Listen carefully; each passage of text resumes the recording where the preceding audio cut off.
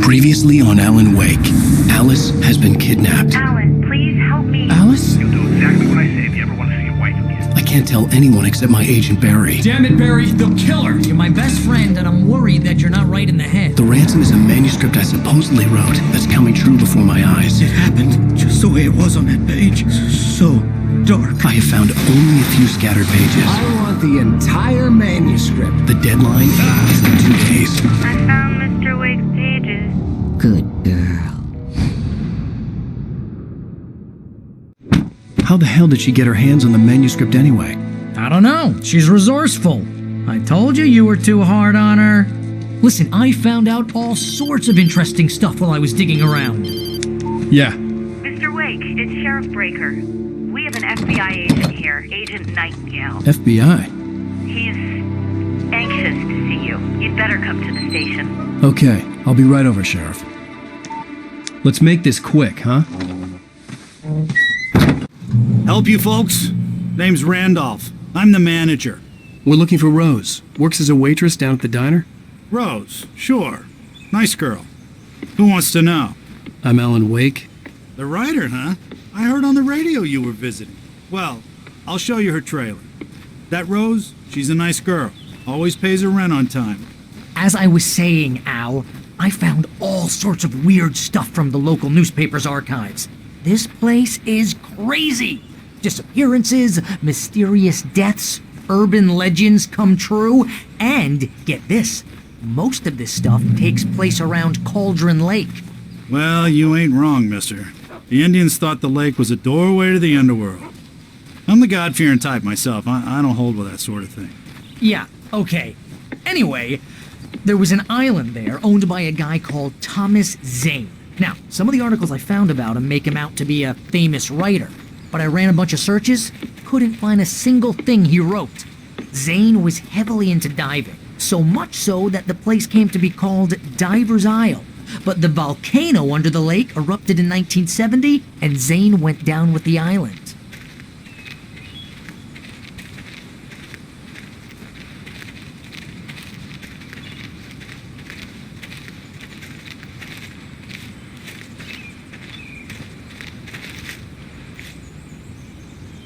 It gets better.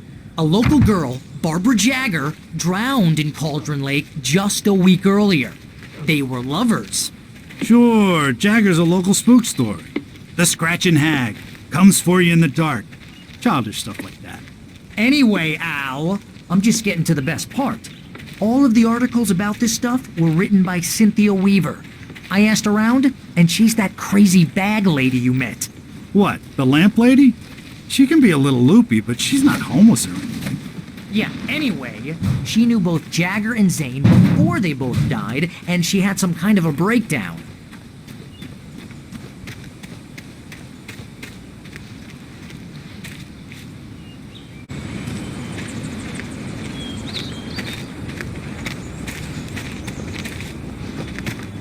Well, mister, this here's Rose's trailer. You mind me asking what you want with her? We're just here to talk to her, pal.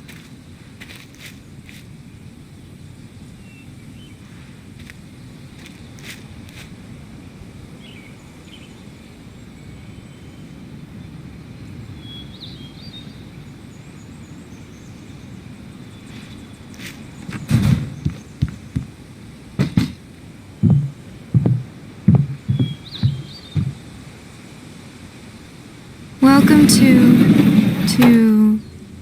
oh dear, Mr. Wake. I'm so glad you're here. Rose, you have my manuscript? Oh yes. Yes. Please, come in. Hey, this is really good. Rose, Yes, my manuscript. I really need it. I understand. I know what you need. A muse to inspire you. Oh, for Barry. She doesn't have anything. Yeah, hey, Al? Al, what's... Oh... Barry! What? What?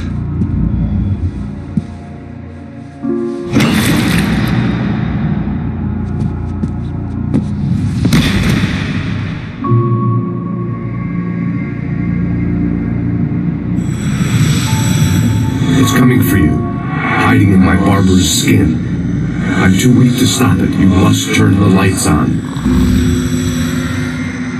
I promised I'd come visit you and your lovely wife. You must finish what you started. I insist.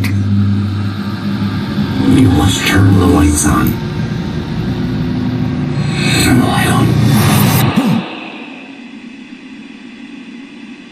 Back to work, boy.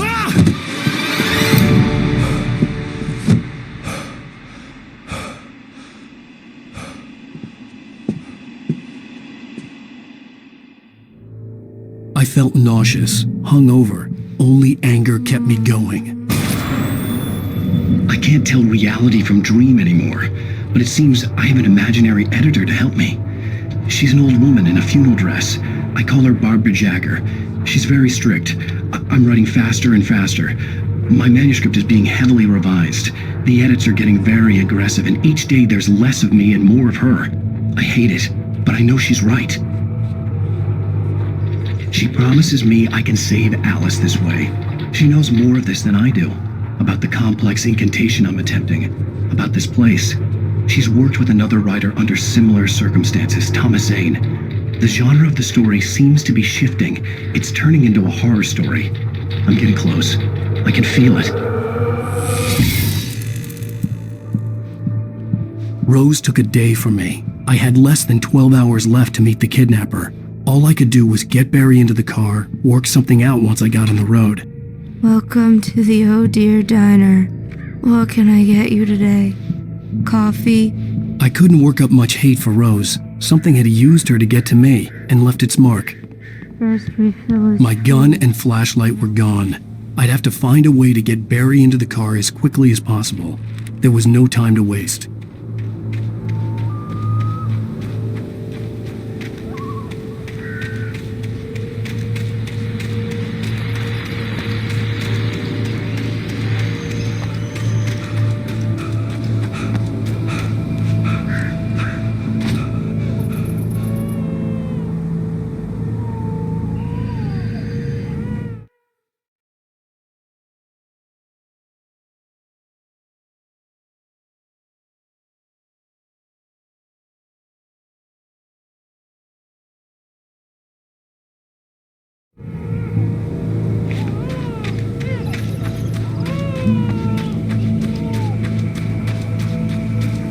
Oh, you're gonna get it now.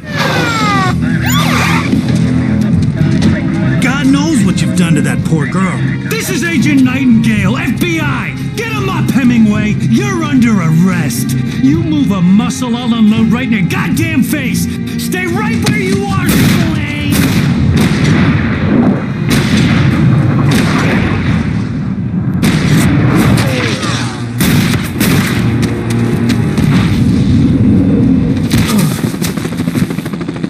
What are you? I'm standing right here, you goddamn maniac!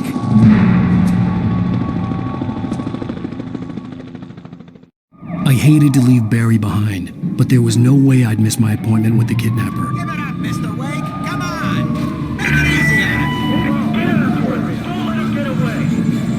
Move it! Move it! Move it! I'll have you shot if you let him get away!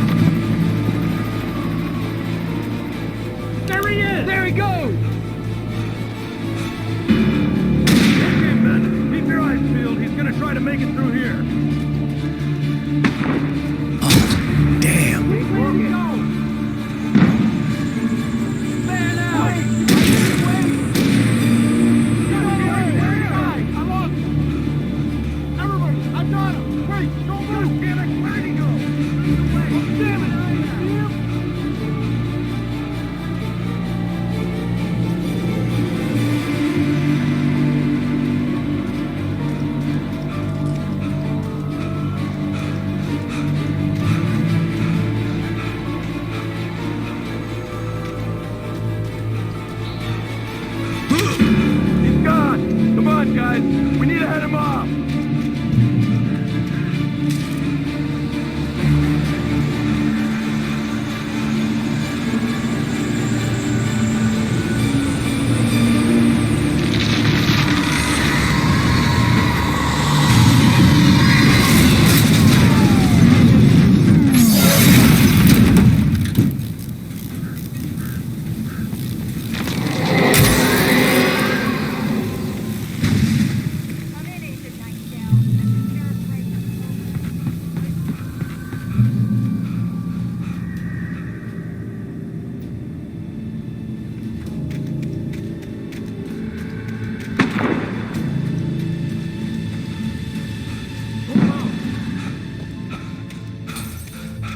Search the area.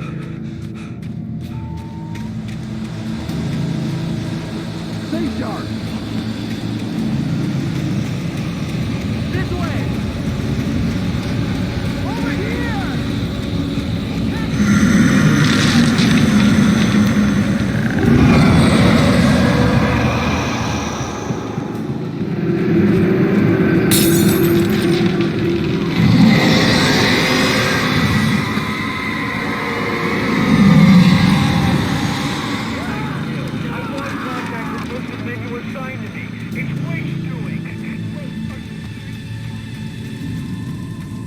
This horror was everywhere I went, circling me. The cops didn't stand a chance. They were after a writer, not a monster.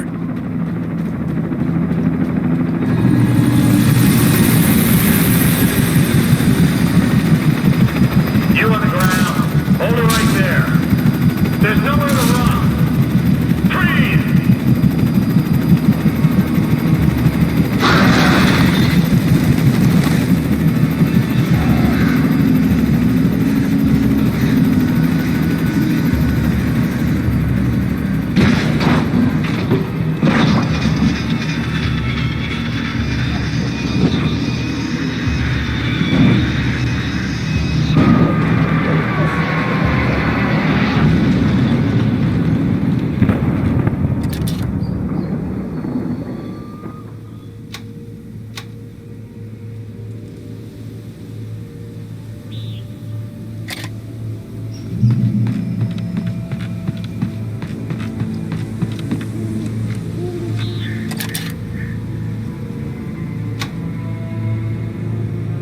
I could see the lights at the radio station in the distance.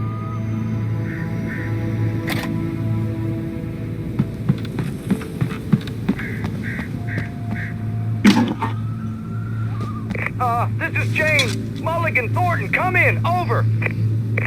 Thornton here. James, we got both Wheeler and Rose in custody. They didn't put up a fight or anything. Why, they were... Hey, Mulligan, what are you doing? Come on! Sit down and give me that. James, Mulligan here. Over. Go ahead, Mulligan. Over. We got Wheeler and Rose here. Wheeler's drunk or hopped up on something. Speaking of which, that Fed had a pretty distinctive whiff of Otis Scotch about him, if you know what I mean. Over. I don't have anything on that, Deputy Mulligan. Over. Well, whatever. Anyway, Rose is just being plain weird here. You better get Doc in to take a look at both. Over. Gotcha. You better get them here quickly. The, Fed's gonna want to interview Wheeler. Over. Oh, yeah, I'll bet he does. Looks like they have a lot in common. Mulligan out.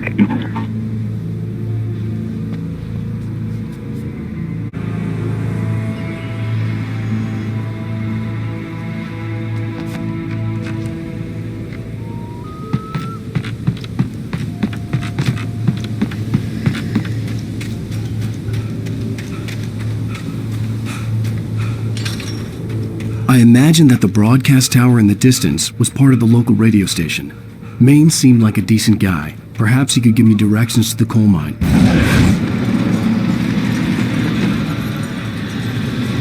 Unnatural shadows clung to the gate. The darkness that was after me was trying to stop me. I wouldn't get through without a light. There was no power to the searchlight.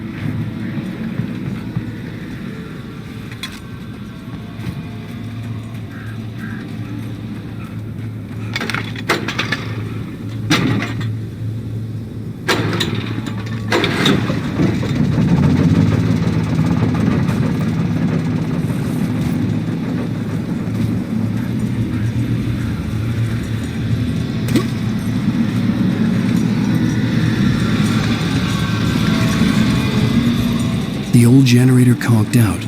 I'd have to see if I could fix it and try again.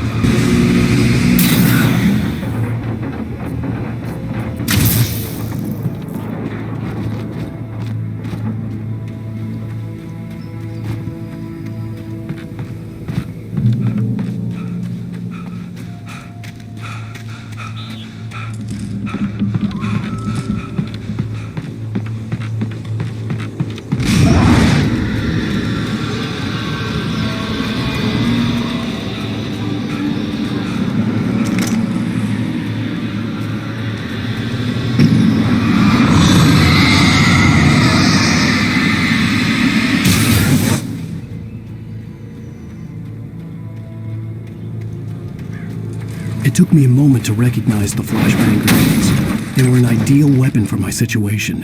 Team 1, come in. Over.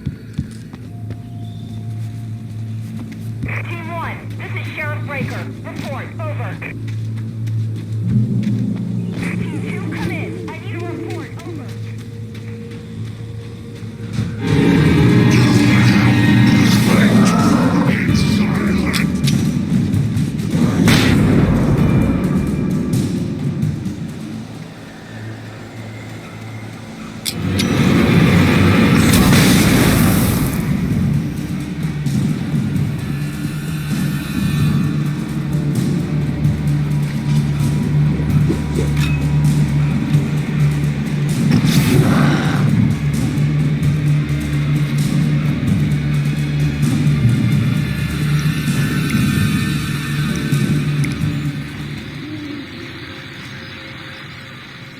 And here's another call. You're on KBF-FM with Pat Maine. It's Milt Peabody, Pat. What's on your mind, Milt?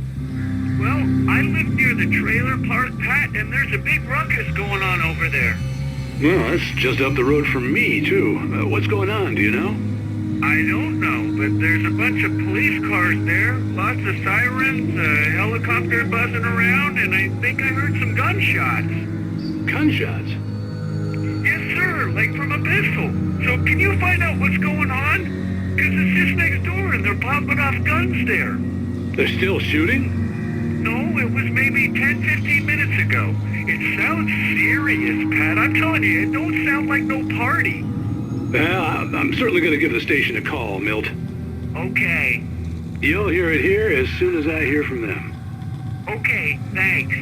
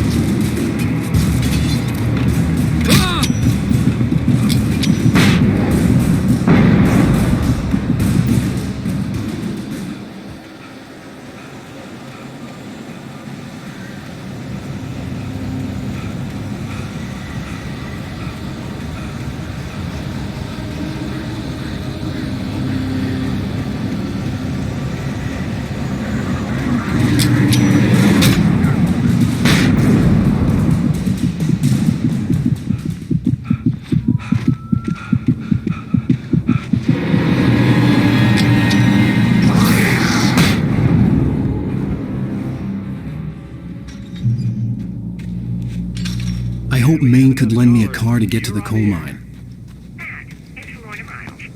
Oh, why, hello, Lorna. What do you have for us?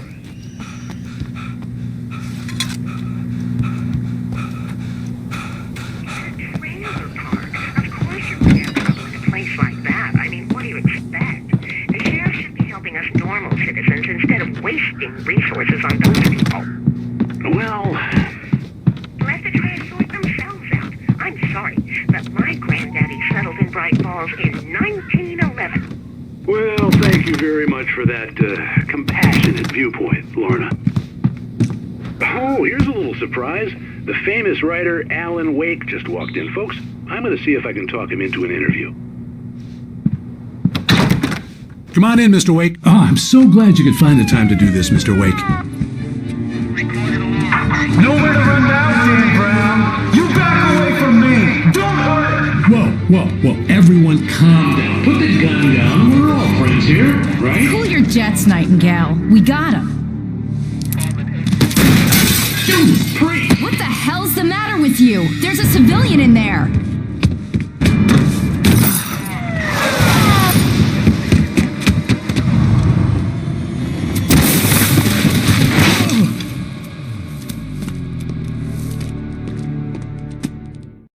I'll get you yet, even if it kills me. You hear me? You hear me, H.P. Lovecraft?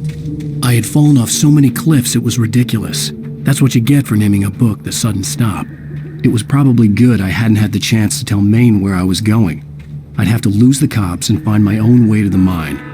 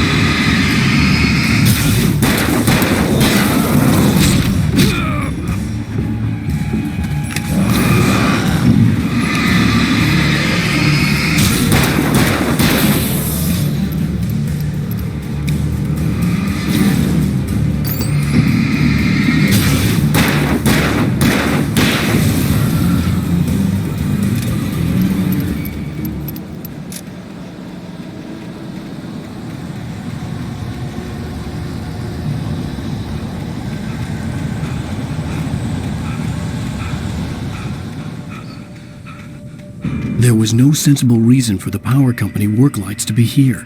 It was almost as if they'd been left for someone like me to use.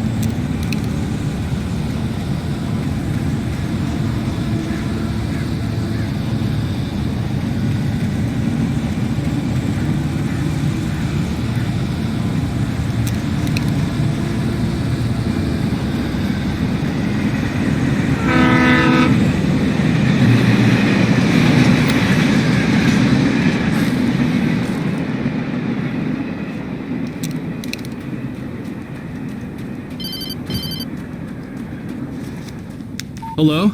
He's the most stubborn man I've ever met. Alice? Alice? Alan. I'm so afraid. He keeps me in the dark. Please help me. I look at you, Alan, and it's not you. Something else. Looking out from behind your eyes.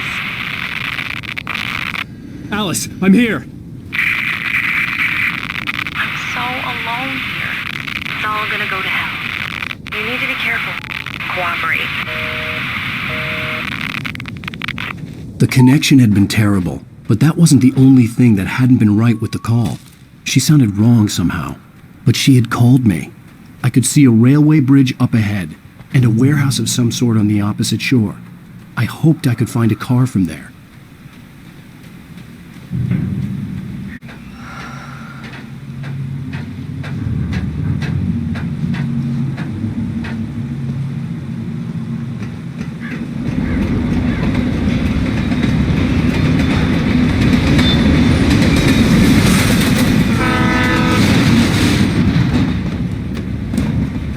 The darkness that was pursuing me was growing stronger. It was taking over everything in its path.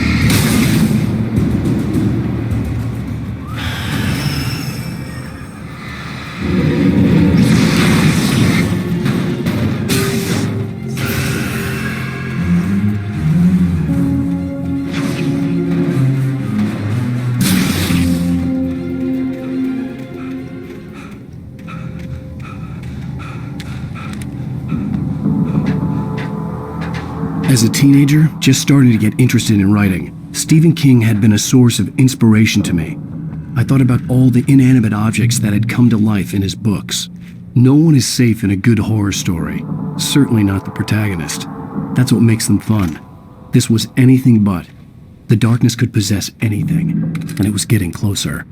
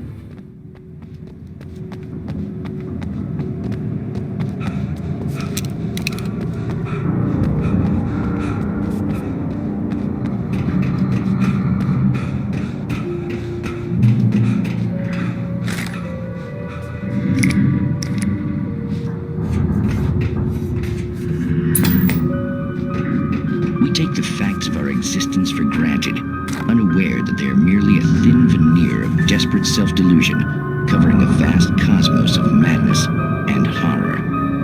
All too often, the stars are right. In Night Springs. Tonight's episode, A Family Occasion.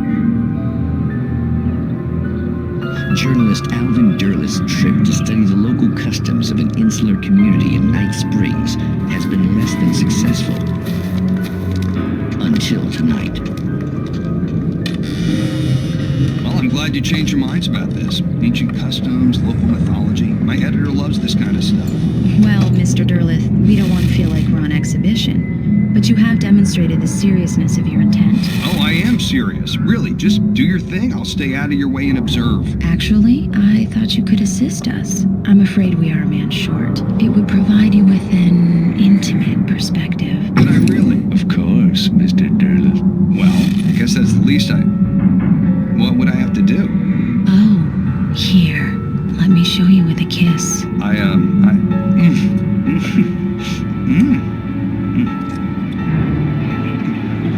What did you...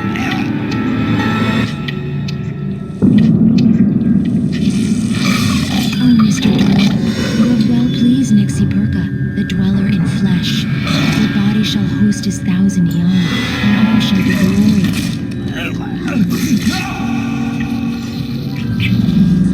Shh, darling, be calm. Shh.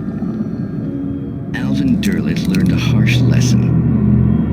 If you go looking for mythology, it may come looking for you. And such quests always bear fruit. In Night Springs.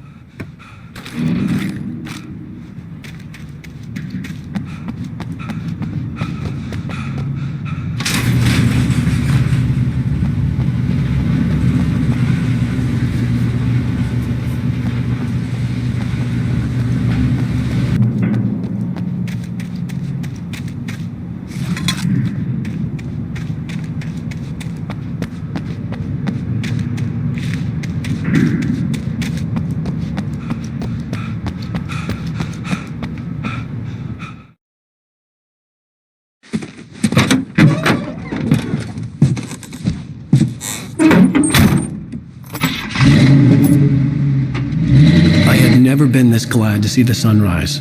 I had a couple of hours to get to the coal mine.